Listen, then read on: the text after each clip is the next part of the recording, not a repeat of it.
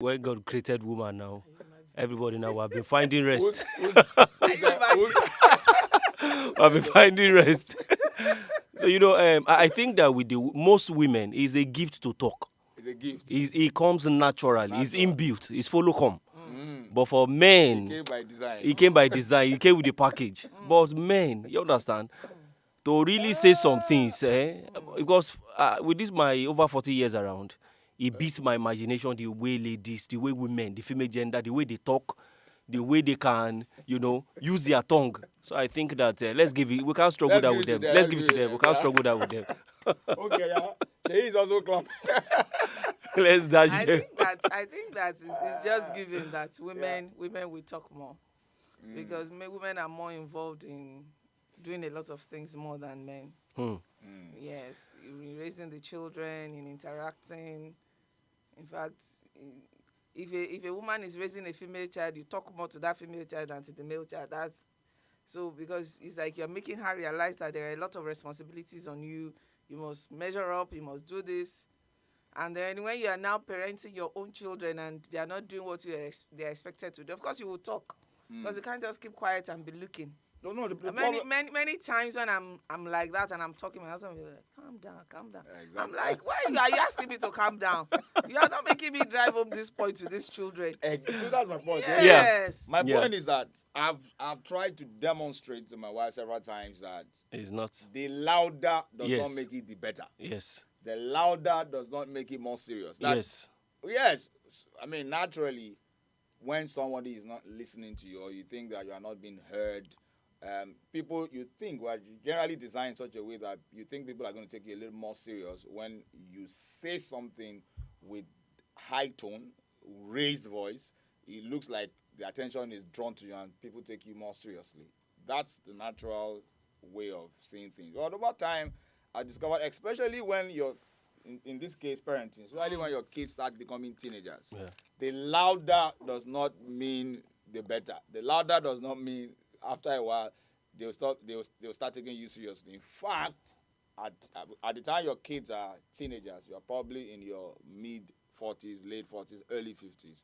It's now an health issue if you always have to be shouting and screaming down your. That's the way my mother raised us. At that time when I was growing up as a teenager, all of us, we were very confused at some point whether she was really our mother. In fact, we nicknamed her a Yoruba term for describing a witch. That's why I call her Yati. Yeah. So I will eventually told her, "No, just every little thing, every little mistake, every little inquiry, question there, it must be with shouts, and it's draining. And after a while, you just become numb Yeah. towards the shout. So eventually, you're going to be the one to have the raised emotion, blood pressure, and all of that. So several times I've had to say, okay, this something that you have just this phrase or this question that you have just asked my son now. Why can't you ask the same thing without raising your voice? You say no, they will not hear. Yes, they Except will the shout. understand that you are not happy about it. And I think that the children become So too familiar with their mothers, and if my husband says one thing, my children will take the rest. Exactly. No, it's I a know given. I It's know a how given. to raise my voice. It's a If I given. say it in that same manner, they will just take me for granted and say, mommy, you are the best mommy in the world. I'm like, But that can be a mindset, man. That can be a mindset. it's not a mindset. It I have is. tried it, and I've seen that it doesn't work. But when my face changes, you say, okay, mommy, now, okay, Yes, we you're understand. serious Okay, now. yeah, okay, I'll take it. Okay, mommy, I've heard. But I'm saying, don't do this, don't do that. If I hold the cane and I say I want to flog, they say, mommy, now you've not flog us. But if my husband should just get the cane, everybody takes dressing. So sometimes they just push you to want to make them see that you're serious about what you're saying because you need to drive home the point. Anyway, I don't know whether we'll ever win the battle. But okay, let's now come to matters of husband and wife, fiance and fiancé, boyfriend, girlfriend. People in a relationship who have to keep communicating, talking, engaging, making decisions, negotiating, compromising, and they have to come to the roundtable conversation, discussion all the time. And they're going to have differences of opinion. They're going to have differences in perspective.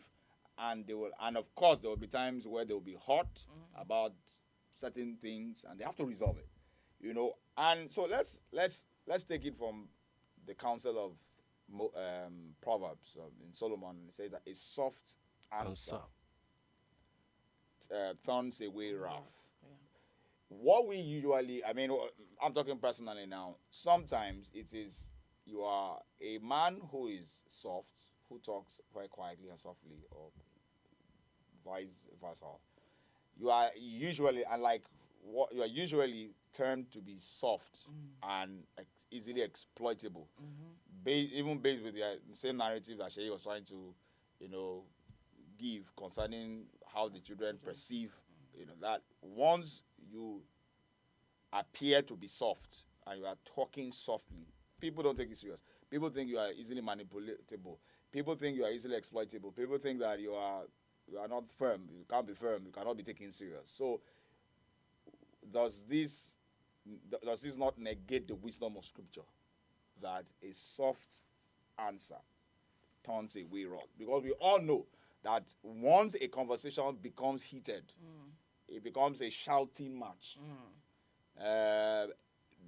The party that wants to win the match will continually raise his voice. It's a matter of you're not going to have the last say. Yes. I'm going to have the last say. And the only way I can have the last say is I'm going to drown your voice and by my own voice. So the shouting match continues. But meanwhile, that completely negates the wisdom of Scripture. So how is it going to be possible in a conversation that you want to win, that you believe, especially in the case, almost all the time, we believe that when we're having a conversation, your point is the right. You are the one seeing the right way. You are the one that has a valid point. Especially our manly egos will not also help, because you think that, well, I'm the man here. I call the shots, so you have to listen to me.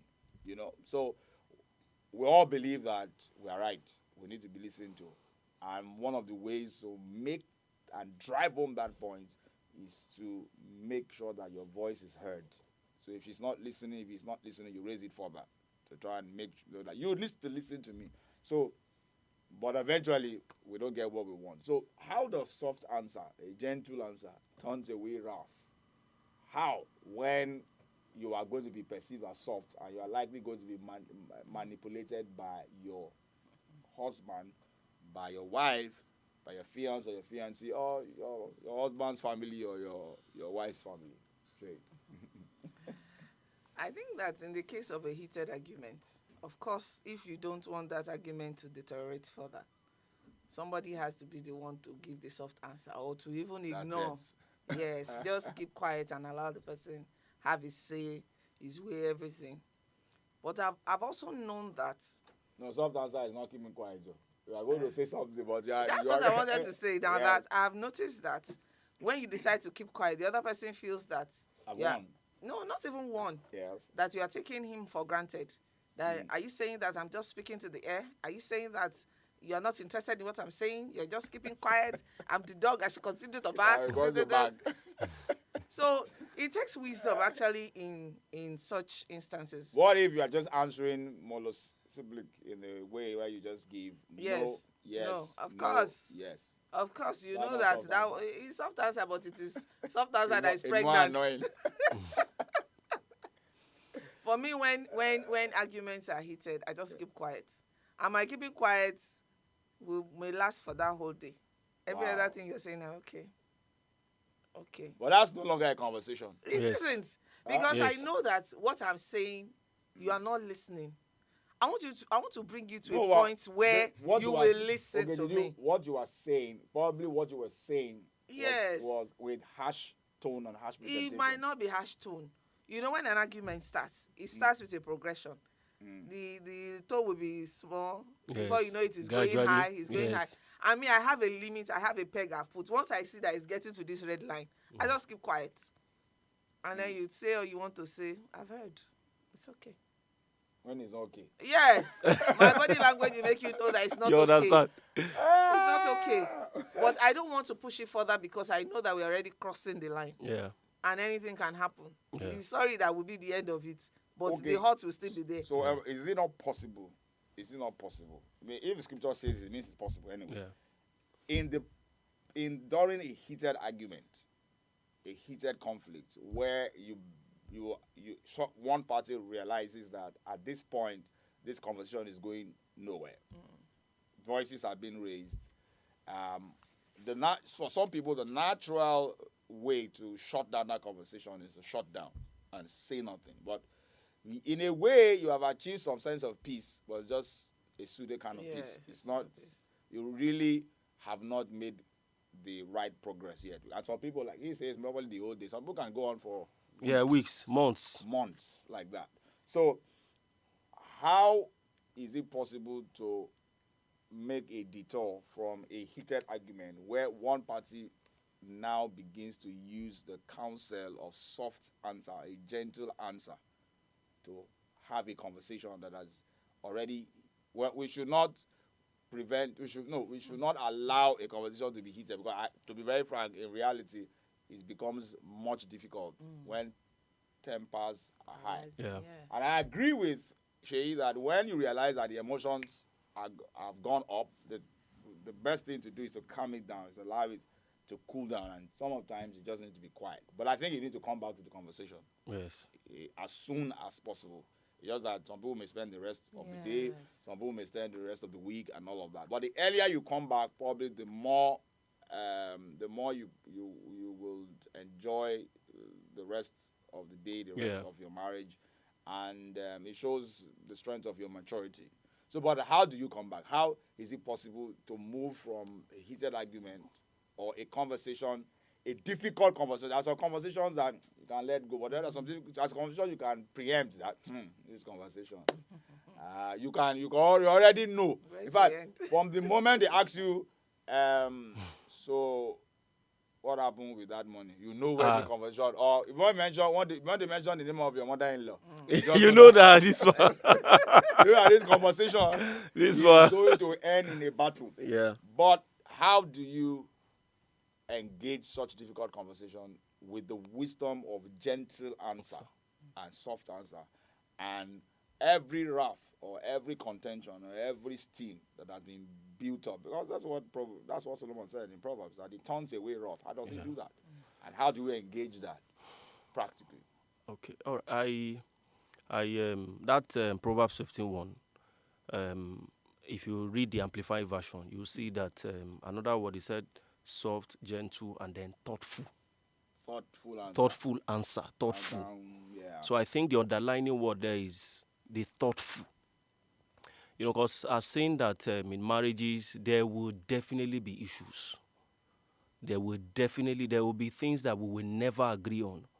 There will be things as a word that along the line I start seeing it your way, and then along the line you start seeing it my way and all of that. But there are things that fundamentally we will never agree on, and then so if we don't understand the principle of soft answer, gentle answer, or gentle answer, it will continue to have issues that we will never be able to resolve all the days of our life. So, but when we understand the place of thoughtfulness, when we are having conversation, especially heated argument, it will be able to help us to know when to stop, when to continue, when to retreat, when to push on and when not to push. You know, somebody said, thoughtful. Somebody said that if you cannot reason, it simply means that you're in prison.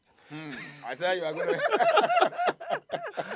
So, while we are having our challenges, while we're having our issues and all of that, we must be able to sit down and really, really think about, because, marriage is very, very, very challenging. Very, very challenging.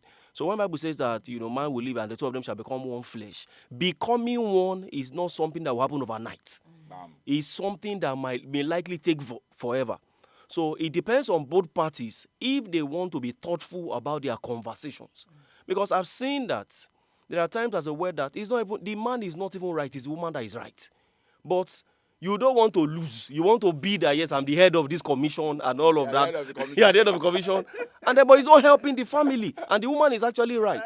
But if you are not thoughtful in that conversation, you will want to sit on your point. But when a man is thoughtful, even after that heated conversation, you can go back and reason and then think about it. She's right, I think I'm wrong and all of that. The way it works for me, when we have our heated conversation, once I see that, we are raising, and I've been able to study my wife.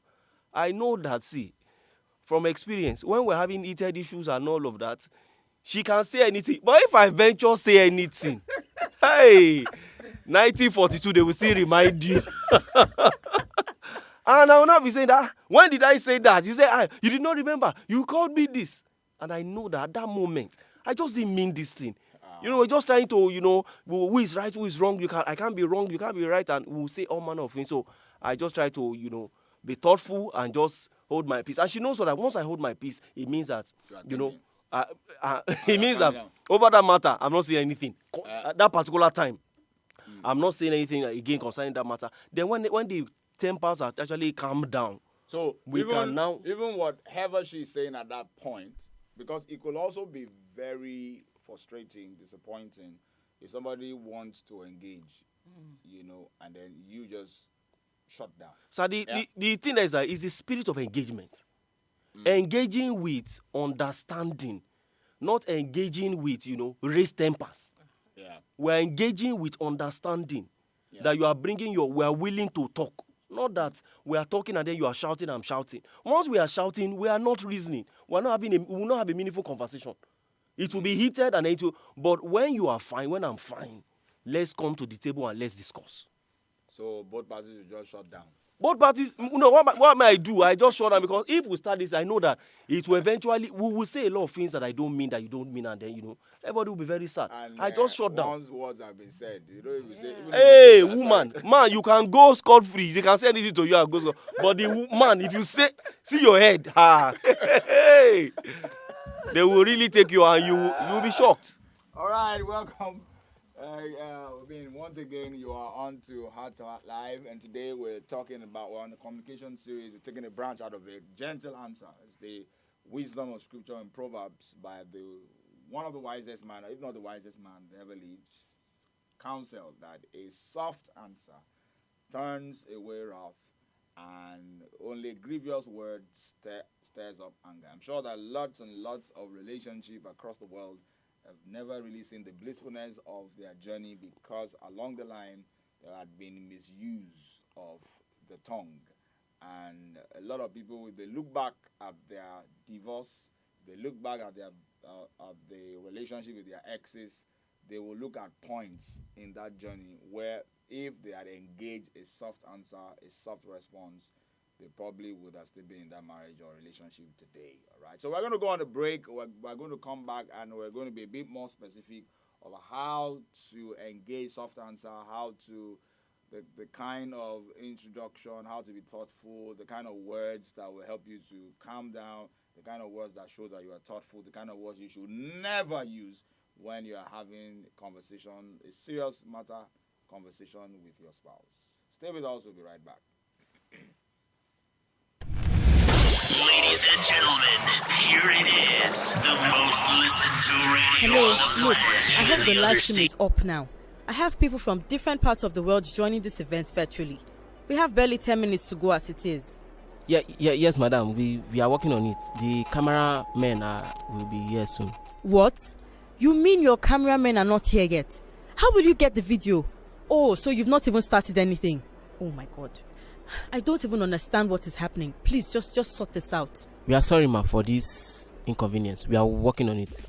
Would you rather competent and experienced hands handle your virtual event? Would you rather Digits 1024 Solutions give you that seamlessness and peace of mind throughout your events? Yes, you will.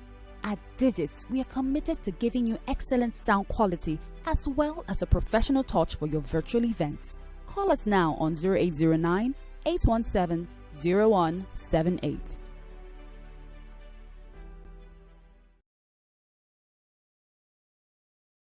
Dada, if I die, you slap. Ladies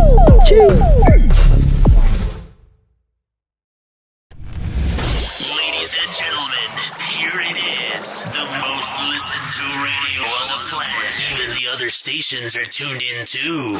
Yo, this is your G, EXO. I'm Oluwatomi. Hello, this is Same OG. Hi, this is Jimmy Hassel. My name is Obichi. Hey guys, my name is Wale, and I'm chilling with Digits on your refreshing radio. 1024 radio. Keep it locked down. All right, welcome back from the break. You're still on to Hot Live and your refreshing radio, Digits 1024. And today we're talking about a gentle answer, a soft answer, turning away wrath, and grievous words, stirring up anger. A lot of us can bear witness.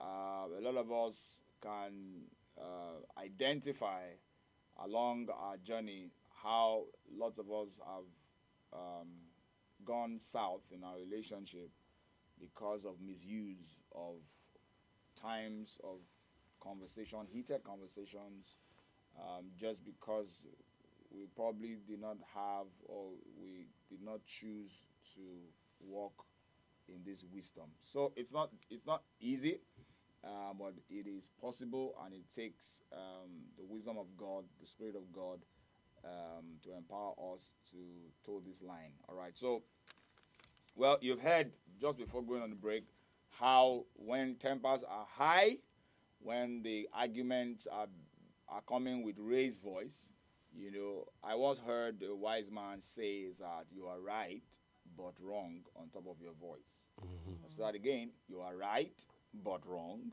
on top of your voice. Once your voice is raised, I think the natural response of your listener, this time around, your wife or your husband, once somebody starts raising his or her voice towards you, there's just a stirring up of natural defense. You just become defensive naturally, and no matter the revelation, the insight, the wisdom, the intelligence, the rightness of what you are saying, your spouse or your listener has tuned off. He's not going to hear you. True. So a lot of us husbands that want to start, is that time you want to quote scripture, you want to teach your wife, it will enter. It will not enter. That conversation is not going to work. So, but a lot of us, or some of us, will maybe asking, so how do MOB mentioned that in the rendering of the Amplified added thoughtful words. So somebody would say that, how do I become thoughtful when we are in a present going conversation where I am listening to get points to respond and my objective is to win the battle, is to establish my rightness over her or his wrongness in that sense.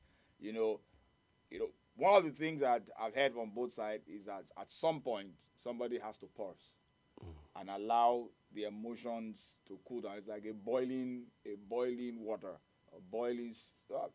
you cannot come and try to taste or a boiling soup or you have to allow your food to simmer down and cool down before you engage. So we are of the opinion that couples need to continue to engage. We have some of you probably are listening to me. It's been weeks, it's been months. You had a conversation, heated conversation. You guys have never recovered. You have some kind of pseudo peace in your home, but it's not original. It's not authentic, because you can't come to sit down and have a real conversation where both of you talk softly to one another and you're making progress. So this is the challenge. Some of us know this is the right thing to do, but we don't know how to get in there. We don't know how to introduce it. There are certain phrases, there are certain actions we take that just seem to always be on the wrong side. They continue to stir up wrong emotions. So that's what we want to look at. How do you, first, I take what I was saying, thoughtfulness is good. So as a good listener is thinking through what he or she is hearing, and if you are thinking through, the first rule of thumb here is that You are listening to understand. Yes. You are not Listening to respond. you are not listening to to respond. And that takes careful thinking as well. Because you really want to get what the person is saying. You really want to get the perspective of the other person, not getting the points to knock. A lot of people say, okay, you are talking point one. You are getting the point one points in your head. That point one that you So fire back. Let me tell you now, you are giving in that your talk is now you now respond. You are giving 5 points. Let me now tell you how that 5 points is wrong. Point number one. So the person says all the thing I've been saying to you. There's nothing that you don't say anything right. Doesn't right. You want to shoot down all my points. So the person too, as you are saying your own, is writing his own point, and then he's going to get back. So nobody's going to get anywhere. So that's rule one of the rules. So let's look at more. How do you introduce that soft dimension, that soft answer, that gentle answer? Are there phrases, attitude, that location, environment that helps you to maintain that decorum of a soft and a gentle answer? Are there utterances that should never be made, narratives, adjective expressions, utterance that should never come out of your mouth that will never make you go on the path of soft answer? Okay. I think that we all know those sensitive issues, and we also know what response. Sometimes when you're preempting a discussion, you already know where it will go. Mm-hmm. So I think that there are some issues that you need to create an atmosphere for. Make the atmosphere a loving atmosphere. Yes, already. Not even by her. Yeah. It could be that you're taking a walk, you're saying love words, you're assuring her again of your commitment, you're saying this and you're saying that, and then you could chip it in that, what do you think I can do better? What am I not doing right? This, that. And then, in the course of the discussion, what you have in mind, you will be able to introduce it into it in a very subtle manner that the person will not feel that, okay, I'm the one that... ask about yourself first, not about the other person. Okay, I want to tell you that you're not doing this. The way you introduce the conversation can also determine what the response will be. Mm-hmm. Then I also feel that women like to be assured that I'm not... because we feel that we do a lot. And, each time... You don't do a lot. No, we know you do a lot. We know you do a lot. But if you weigh the commitment to keeping everybody going, the women feel. I know in some homes, some men do more. But if you weigh it actually, you see that a lot of women do more. And women are very emotional. And the moment you now want to pick out on one thing she's doing, she feels as though you're making her feel as if she's a failure. So she's always on the defense when it comes to you saying, you're not doing this right, you're not doing this well. You'll be like, so after I'm doing, you are not even appreciative, this is all I get and all that. So in the way you want to present whatever the issue, whether it's on your sexual matters, whether it's on keeping the home, whether it's a relationship with someone, whether it's whatever it is, finance, I think that we need to be thoughtful, as MOB has said. Create an atmosphere where you know that this woman is already in your, how will I put it? You have already put the person in a bubble that the expression cannot be too negative. Yes, but when you say we have something to talk about, what time will you be through with all the chores? We need to say, crash out some issues. Of course, that one already has created. It has created. The battery is like 50%. It's on the edge that, okay, let me go now for the battery. Now our Basula is drawn. Oh yeah, so, blood for blood today. And the truth about it is that whatever we're doing individually, we're all doing for the good of the marriage. Yeah. But sometimes, because of the way it's presented, the other person sees as if I'm the one that has the best interest of this relationship. But if you look at it on the long run, everybody has good intentions towards making things work. So I think they're creating the atmosphere, choosing your words. And then when tempers are rising, even if you are the one that has the highest voice and you see that the other person is entering silent mode, you can say, do you know that I love you? Do you know that this? That already will break whatever ice. Just say one word of affirmation that makes the person knows that I have your interest. I cannot trade you for any other person. I cannot. Just start throwing those words. No matter how hard that person is, The person might do shakara small, but there will be a smile somewhere down that person's throat. I believe so too. Marriage is a very funny scenario, sincerely, and you must be able to play the two sides and don't always be the giver. If it is you tomorrow that your voice is highest, be the one to break the ice. Be the one to say the sweet words. Don't always leave it to one person and say, you must always be the one to come and say sorry or to be the one to see from my own point of view. Eventually, you will discover that both of you have each other's best interest at heart. Oh, great. Let's have some people. Some people are going to be married very soon. So that they are going to be listening to. Let's help their ministry. What are the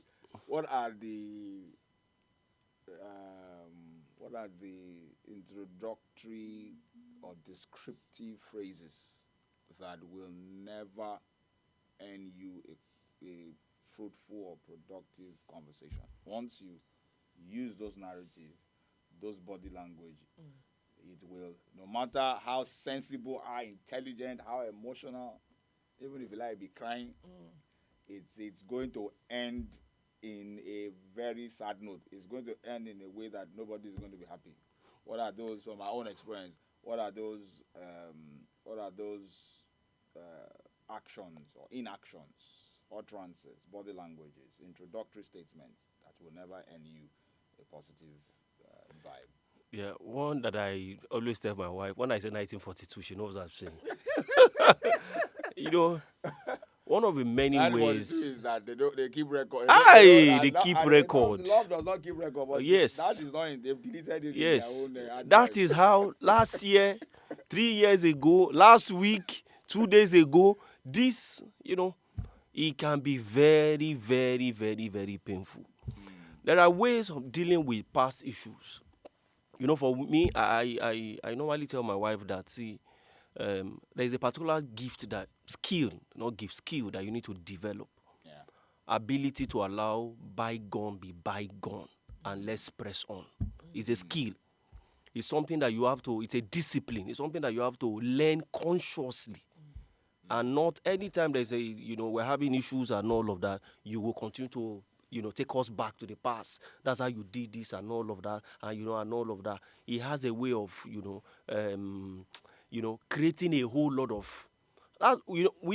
She will now say that, okay, probably maybe we did not settle that matter properly at that time. And I say, okay, if there is any matter as a way, let's sit down and let's have that conversation. And another thing again is that I say, especially for conversation, the right timing is very, very important. The stress of Lagos, the stress of life and all of that, there are times that simple matters, you are not just wired for it at that particular point in time. And you need to be able to pick when we are ready for conversations, that will, for any kind of conversation, especially conversation that will eventually take us. So we must understand timing is very, very, very, very important. Timing. There are moments that you just don't feel like talking. You just want to be alone. And there are moments and all of that, that what you want to hear at that particular point in time. You expect your wife to know and sense and discern those moments, or you are supposed to tell her that, okay, sweetheart. No, that kind of thing. You are voiceless that time. You can't even say anything. But the woman, and that's why he's saying two of you shall become one. See, Paddy, I also want to say that I think the foundation for this should be, you must first deal with yourself first. In every relationship. It's not even about the other person. Yes. It's dealing with you first. Most girls, most ladies, or most guys now, they say they are looking for the right person when you are the wrong person. First, make sure that you are the right person. Yeah. Becoming the right person is a lot of sacrifice. It comes with a lot of pain. Can you bear? Can you tolerate? You understand? Can you suffer long? That's not the meaning becoming no, it's not the language of this generation. It's it's not the language of this generation. Forbear to tolerate, to excite, suffer long is not the language. And becoming the right person. We move. It's not. We move. It's not working, we move. We move. Yes, we move generation. Move. And it will never work like that. Oh boy. What can you call this generation? Generation Z. No. Generation Z now. No, it's not Z. There's another one. Z generation. Generation Z generation. They don't hear patients aware. They move. We are moving. Okay. I want to also mention that sometimes non-verbal non-verbal action or non-verbal disposition also contributes to a great deal why you will not have a productive and fruitful and valuable engagement with your spouse. And sometimes a lot of us are not aware when we are actually displaying those nauseating, irritating, frustrating body languages. And that's another thing you have to be very thoughtful about and very disciplined about. So first of all, no matter what you want to say, once your hands are pointing, yes, once you are pointing this hand like this, you are pointing your hand. It doesn't matter what you are saying. Yes. The other person is not seeing what, is not hearing what you are saying. Is that hand? That hand is a hand of attack. Then if you say if you constantly use the word you always, you never, you always and you never. Once you start using these two language, you are no more discussing the issue. You are now attacking the personality. So one of the disciplines you should have is to, as a conversation starts, make up your mind that this conversation is going to be a conversation that I'm going to have on a soft note. Okay, we have some comments. Yeah. Okay, let's read some of the comments for some of the people listening to us online. It'd be nice to hear what they have to say. All right, Chibuzo is saying here that in my little years in marriage, I have learned that it is the man that sets the tone in the marriage. Interesting. If the man is a verbal abuser or is always shouting or not always pleasant, the marriage will be that way. Chibuzo is saying that he believes that he's the man that sets the tone. If the man is a verbal abuser, it will set the tone for the marriage. Martin Situao, thanks for listening. He also said you should all read my book on marriage and relationship. All right, Martins, what's the title of the book? What's the title of the book again? And send us a link. Chibuzo say I have always learned also that when I'm in an argument with my wife, I can never pass on a message by shouting because she will never hear. Bam, that's very true. Peradventure, the argument ends in a heated tone. I have learned not to just leave it that way. I swallow my pride. I go back to her and start the conversation again in a peaceful way. And I can tell you that's a man that is dead or dying.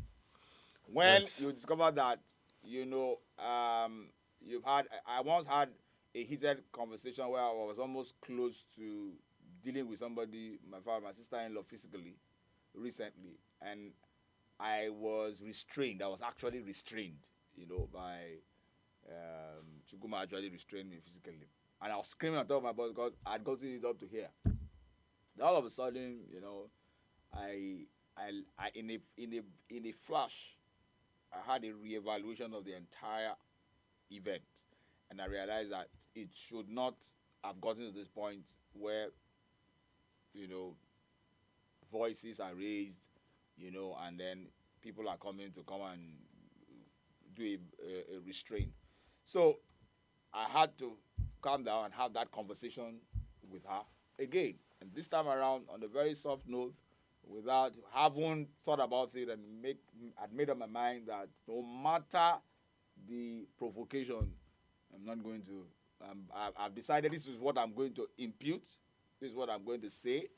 This is how I'm going to say it, and it's going to be a very calm conversation. So you can actually prep yourself when you are about to have a difficult conversation, and tell yourself this conversation is not going to be heated, even though sometimes you may not succeed. Yeah. Right? Because you are not in control. What the other person they'll just fire you something that you can't take it again. You can't take it again. So let me finish. Martin says, letting go bygones go is easier when there's no consistent pattern. Exactly. Yes. Many times, patterns define marriage. For the two to successfully move, this pattern must change. Yes. I agree with you. Yes. I agree with you. So thanks, Martins and Chibuzo, for sharing your thoughts. So again, I think I remember Martins wrote a book on. It'd be nice to be refreshed with that. All right, so we're almost done, and we need to go because we have a very short time. We've had a great time. I was just saying before reading the comments from Chibuzo and Martins that ensure that you are not giving the body language vibes that will never make you have a conversation on a soft note. You know, when your body language so battle, and you know there are ways that a woman will want to have a conversation. Women most likely they use their eyes to carry the man, roll it, and give him body slam. Bam! You want to have a soft conversation, it's not going to happen. Then you see the way they are dancing around, shaking. I mean, just you know, there are certain body language that you're not ready for a smooth conversation. So, like Sheyi mentioned, the ambience, the atmosphere has to be peaceful. Yeah. You know, and a few times you have to stop and use affirmative words, you know, sweetheart. You know, sometimes when you see that the tempers are rising, it's not time. You can actually douse the tempo by going on a light note, even though sometimes your joke. Make sure the jokes are you want to crack. No scatter everything. It's not going to get your friend. So I told you is that what? So we have to be constructive and strategic about it. Anyway. That's the way we are going to draw the curtains today. It's been a very, very, very interesting discussion, and I know a lot of people everywhere have this challenge, and it is for our collective impact if you all return and make up your mind that the next heated conversation you're going to have with your loved one is not going to be heated. You're going to go the way of soft answer. And you're going to realize that all the grievousness, the harshness, the heat of that moment can just be swept away by a simple, soft response. Every of the energy that is revved will just calm down. Right? So please remember, positive mindset is all we will need and will continue to need in this time where the tempers of Nigerians are raised and everybody is agitating for one form of secession, segregation, and all of that. Let's continue to think let's continue to have a positive mindset that will go through these difficult times. Let's continue to speak positive and let's remain optimistic to refresh our great country, Nigeria. We will also like to admonish you to follow Digits once again on all our social media platforms. Then the are Digits1024 on Twitter, on Instagram, and on Facebook. And don't forget, this will come your way again, maybe next week Friday, maybe before. It will always be Friday, 3 to 4 p.m. So till will come your way again on your refreshing radio, Digits 1024, from every one of us in the studio and from the Love Gang. Bye-bye.